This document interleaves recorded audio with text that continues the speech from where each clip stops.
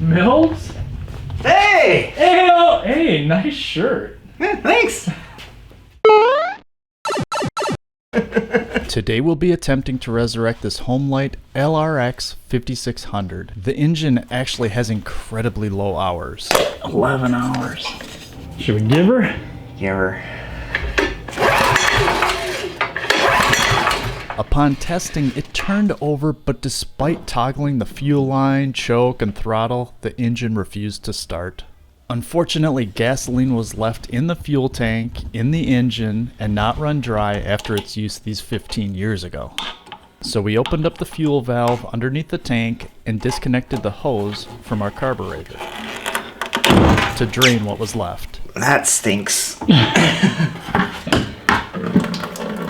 Oh, look at that fuel. It's like yellow.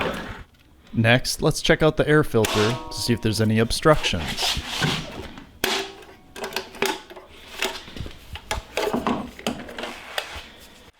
Here's the old air filter. Looks pretty good. You can even take this off if you wanted to look at how clean it is. It's like brand new. Large rod goes in the big hole. Small wire goes in the small hole. Same on the opposite side over here. We got the large rod in the large hole and the small wire in the small hole. Use a 10mm socket to remove the two mounting nuts. To disconnect our carburetor, carefully remove the two throttle cable rods. As you can see, the gasket here is all dried out and beginning to adhere to the carburetor. Oh, it's really on that one side. We'll address this in a moment. Use a 13mm socket to remove the bowl's nut and washer. Typically, fuel sits in this bowl, but has since evaporated, leaving behind an organic sediment. That is disgusting. Well, let's get a look at that. Back to our dried out gasket, we'll use a razor blade and carefully peel back that inner gasket in preparation for cleaning.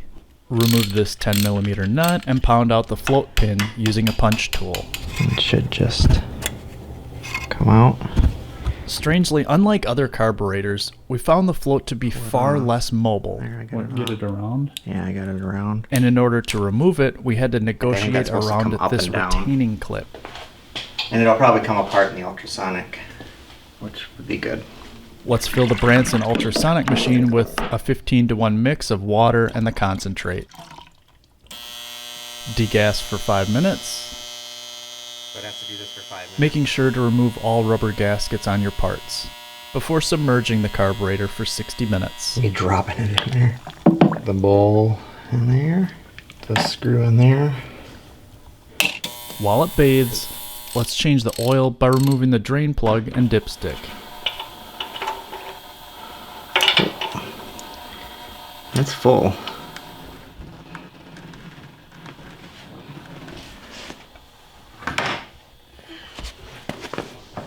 Before filling it with approximately 18 to 20 ounces of fresh 5W30 motor oil.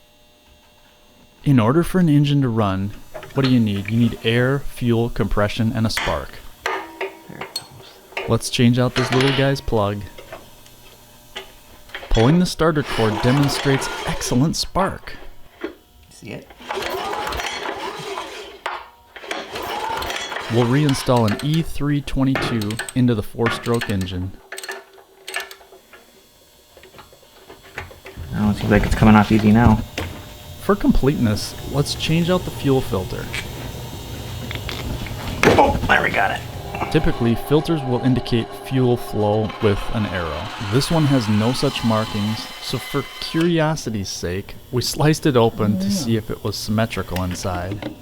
Unsurprisingly, there's really only a single mesh cage for keeping out the large sediment material. Big end goes to the tank.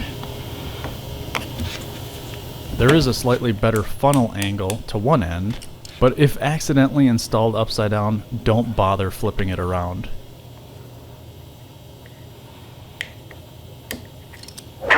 See what she looks like. Alright, after 60 minutes in the ultrasonic and a hose down of carb cleaner. It's definitely cleaner. Bowl's cleaner, but not totally clean. Not perfect. Definitely stuff came out. We were underwhelmed with the results, and another 60 minutes may be worthwhile. Alright, I'm ready. Yep, let's move. I can see it moving.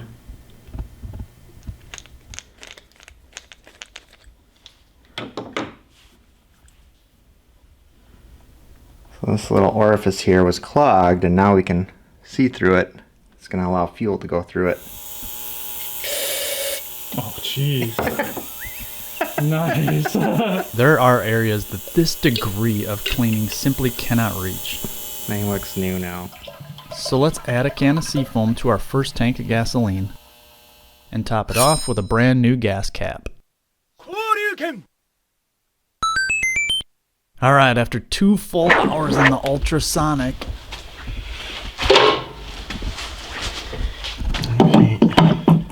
Looks like the water's a little dirtier. Solution. A little warmer water. Warm, man. Probably cleaned her up nice. Let's just look in there. Oh, yeah. Wow.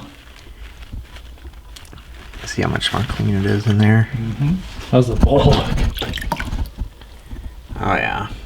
Much cleaner. appearances aside, the float still seemed odd.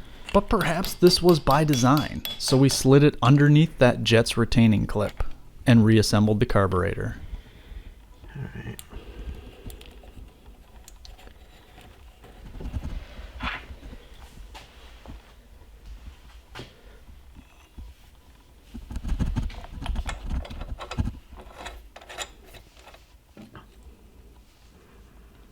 That's how it'll go.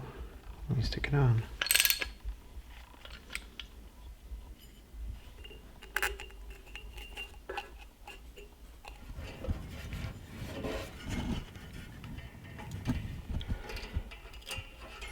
Okay.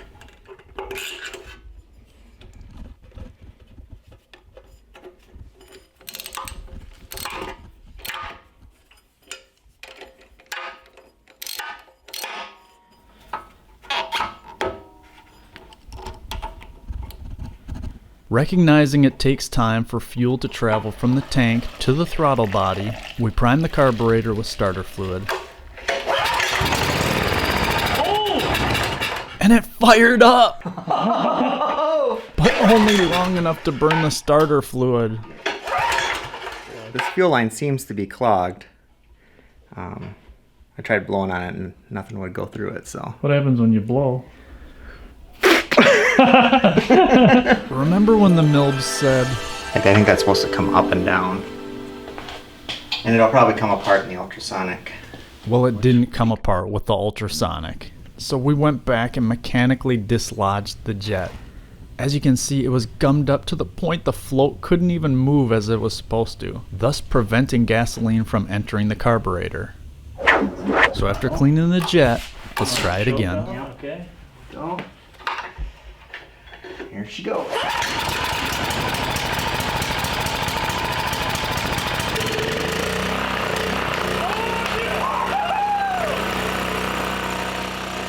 Thank you for watching our video. If you have time, press that like button and leave a comment below. Stay tuned for a couple outtakes.